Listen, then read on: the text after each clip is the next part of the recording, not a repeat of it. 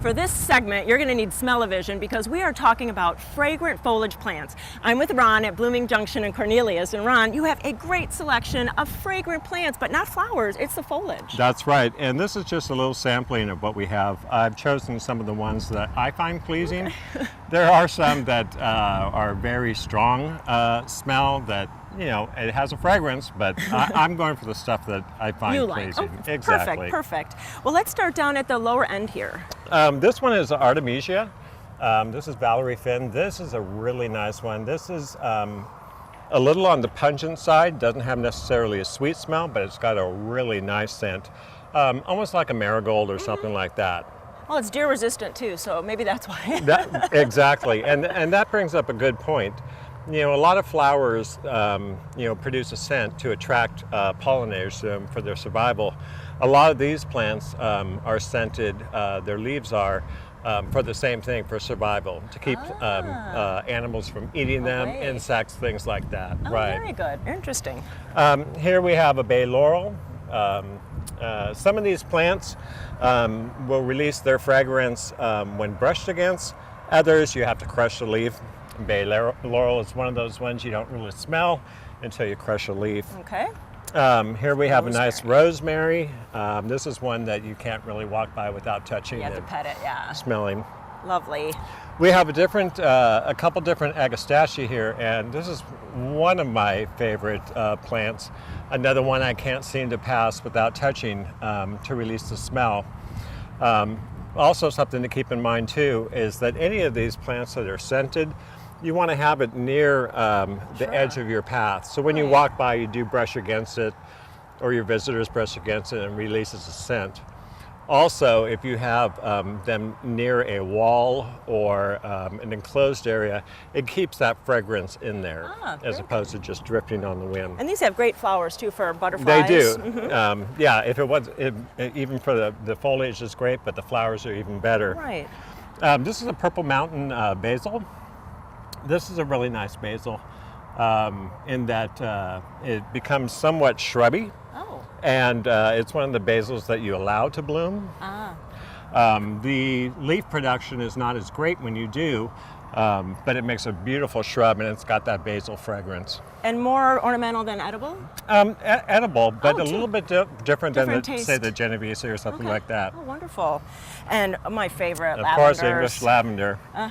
That's another one that is just wonderful. Right. Oh, I can smell it. It's really nice. Yeah. And then we have Santolina here.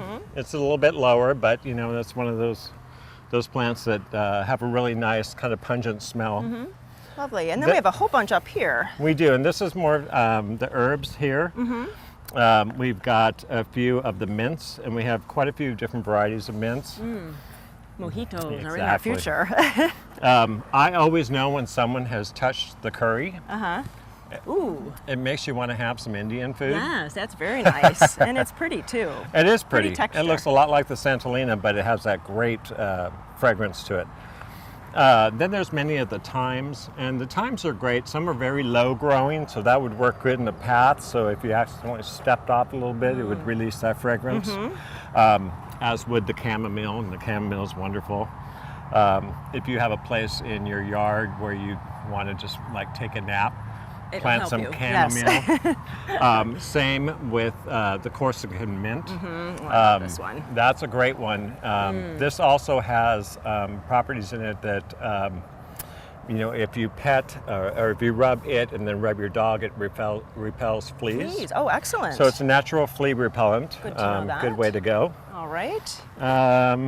Here we have some oregano. This is hot and spicy. This smells just like a pizza.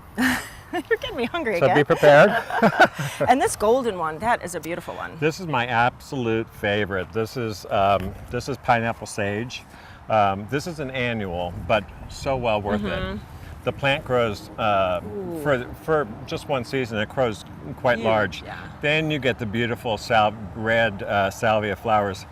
And when you rub it, it smells just like a pineapple. It is nice and great for hummingbirds. Yeah, this I recommend on your patio, somewhere close by.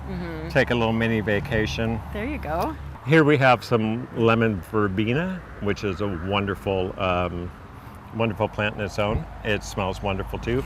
And lemon balm. You want to treat this like mint. It can get away from you. Put it in a pot. Oh, so for the mint and the lemon balm, put them in pots. Yes, Good tip. either that or you can sink a container in the ground, Okay. but they have a Rain it in. yeah, exactly. All right. And then here we have a citronella geranium. This is Nice. great. A couple of these on the patio will help keep mosquitoes away. All right. And then this huge pot, and there's a whole bunch of plants in it. So what a great idea that if you don't have a lot of space or your vegetable garden is at the back of the garden, have this close into the house. That's right. And then you could harvest from this. It'll last all season long. Here we have some oregano, some sage, parsley, and we have a few Fennel. different varieties. Okay. And this one is, This is the Italian. Italian. And yeah, you have some different ones. I think you have for French cuisine, Greek, and Mexican. And Mexican, yes. So you've done all the work for us. That's right. Well, Just that is come really in, pick great. it up. Definitely.